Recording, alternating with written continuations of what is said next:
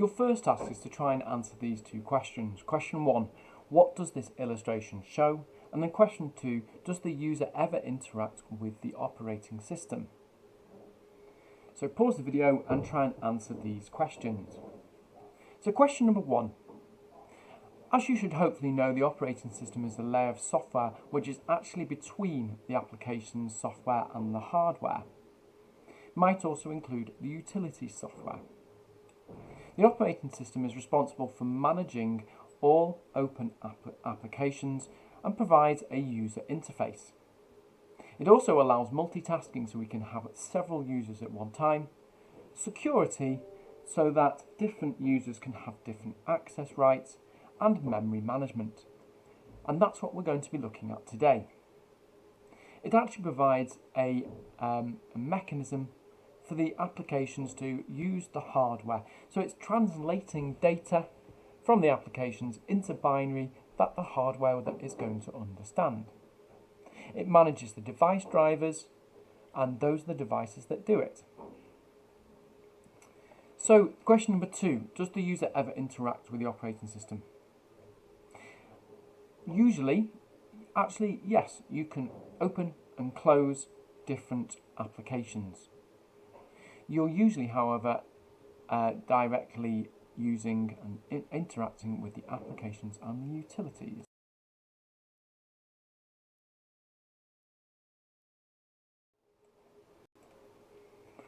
We're now going to look at memory management. This includes paging, segmentation, and virtual memory, and it's the second part on our PLC.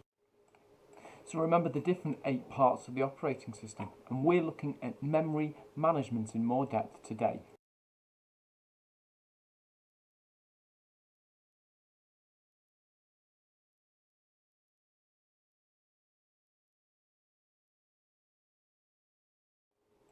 Here are some of the key words that we looked at last lesson.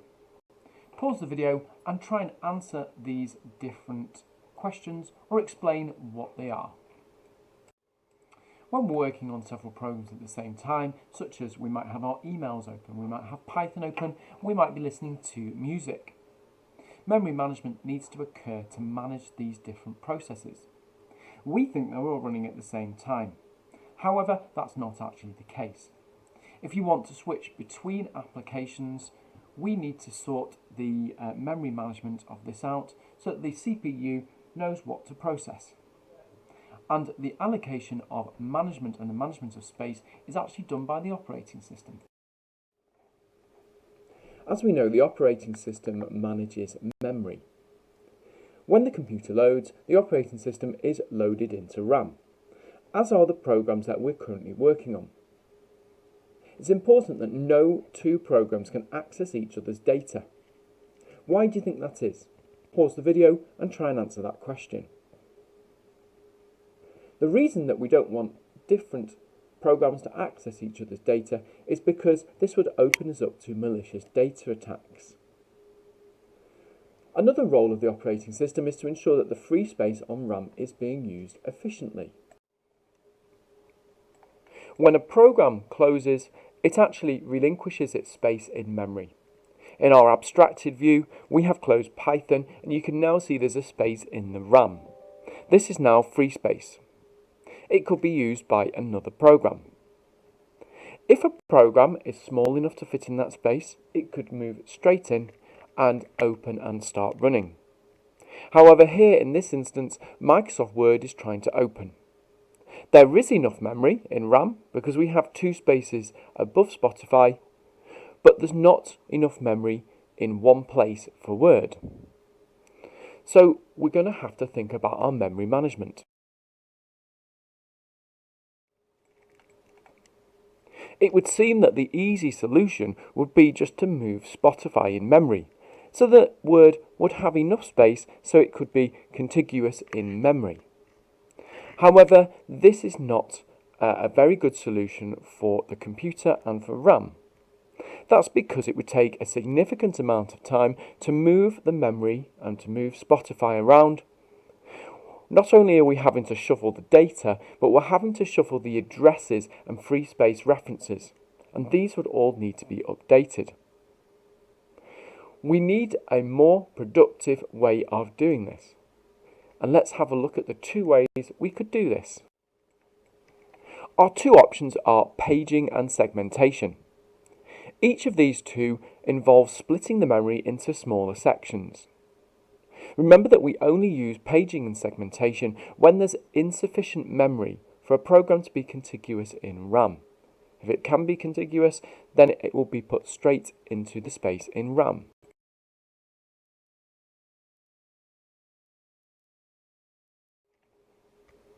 Paging is when we split the memory into fixed size pages.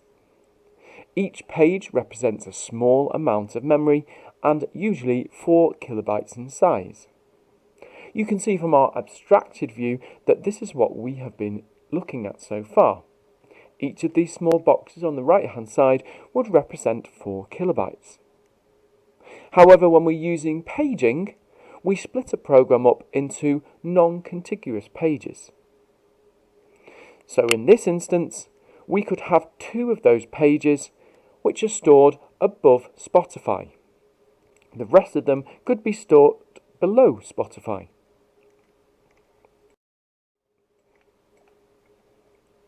So if a program is using 15 kilobytes of consecutive memory addresses, then it might be stored in 4 separate pages within our memory space. We use a page table to map and store a link between the physical memory addresses and the logical address space of each process. So in our example here, our 4 pages are split between our 4 memory locations. Page 0 is in 157, page 1 in 162, page 2 in 163, and page 3 in 166. From each page, we'll then have a map or a link to where the next page is stored. So 157 will link to 162, so the computer will know where to go to find the next page of memory. When we first look at paging, this sounds like a fairly simple solution. However, we don't actually look at the code which is being separated. We split this up into small blocks of 4 kilobytes of memory. What would happen if we were in the middle of a loop?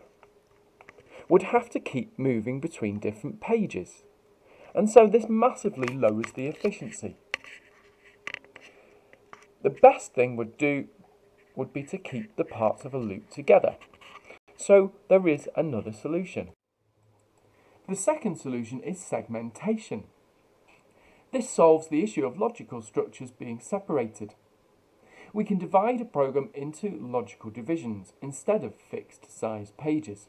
Think of these like modules, functions in our programming, or it might be a loop in one segment.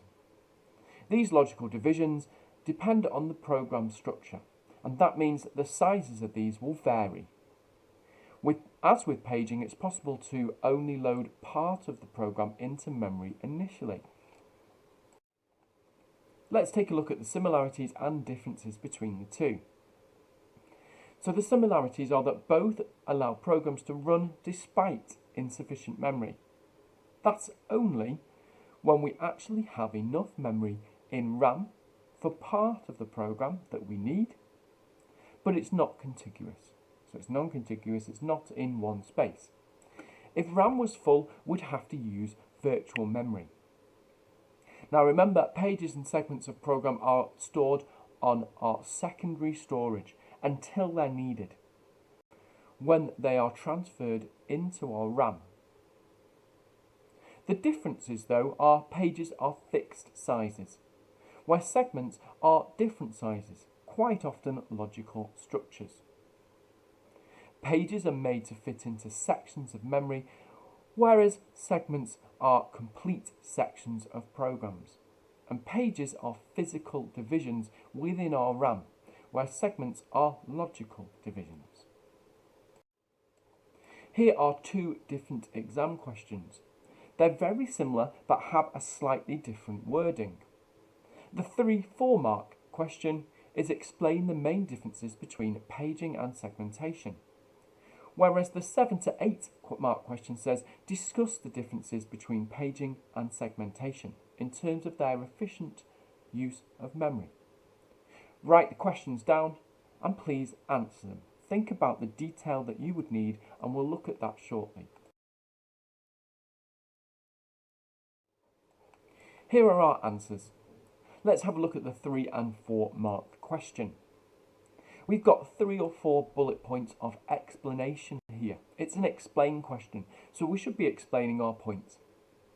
So you can see the first mark is both paging and segmentations are methods used by the operating system to manage memory. These are programs open and using the RAM. So the first thing we've done is just stated what they are. They're actually operating system memory management tools. We've then gone on to say paging splits the program's data into fixed size data blocks, which is loaded into RAM, whereas segmentation splits the program into logical blocks or logical segments. And this could be splitting a program up by its functions or modules in a logical manner. Now, the difference between the 3 and 4 mark and the 7 and 8 mark question is highlighted in the green and red text. Look how we start with the same information. We then go on to the green, which says that paging, thinking about the first part of green, can improve efficiency in a computer system as a program's data can be stored in all available spaces in the RAM, even if they're non-contiguous. And we're using technical language there. But then we're evaluating that, and that second line in red says, but this can increase reading times as the data is not stored together. So we're creating an evaluation of this. Again, we've done the same with segmentation. This can improve efficiency in a computer system as the program's data can be read as logical blocks. But if the RAM is quite full, it can be difficult to load the program data into the available spaces. So when you're looking at exam questions, try to think about the level of detail that is needed. Whether we're making 3 or 4 points or whether we're expanding dramatically on those points. Now remember, paging and segmentation only work when there is still space in RAM. We might have a situation where RAM is full. What's the problem here and what can we do about it? We could use something called virtual memory. As we know, memory is not limitless. We usually have 4, 8 or 16 gigabytes of RAM. So when that's full and another program wants to run, that could stop the program from running unless we have a viable solution. This is not a good way for us to handle a multitasking environment.